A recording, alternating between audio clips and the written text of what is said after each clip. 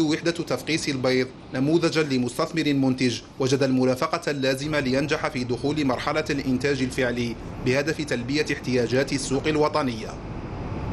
هي مؤسسة رائدة في إنتاج الكتاكيت بأنواعه الثلاث، سواء كتكوت ديكرومي أو كتكوت دجاج بياض أو كتكوت صوص أبيض.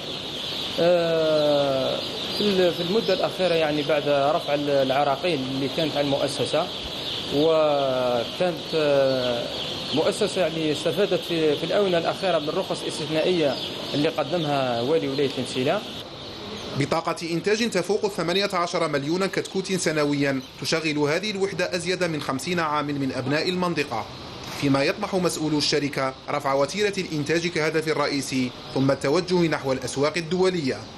متحصل على شهادة ماستر في الإلكتروميكانيك من جامعة محمد بوضياف، التحق بهذا المنصب كمهندس في صيانة الانكيباتور والآلات، وهذا يساهم في تقليص جزء من البطالة في هذه المنطقة. أنا نخدمه هنا الحمد لله، يعني خدمة مساعدتنا بها وزيد قريبة كما نقول قريبة لي للدار، ويعني الحمد لله يعني مساعدتنا بالبيئة الخدمة هنا.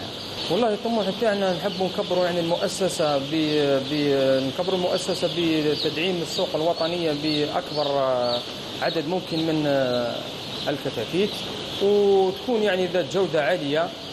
والحمد لله اليوم رانا يعني المؤسسة راها من تم يعني نملكوا أجود أنواع الكتاكيت السوق الوطنية، ولما لا مستقبلا يعني تصدير كتكوت، ولا مش حاجة اللي راح تكون يعني صعيبة إن شاء الله.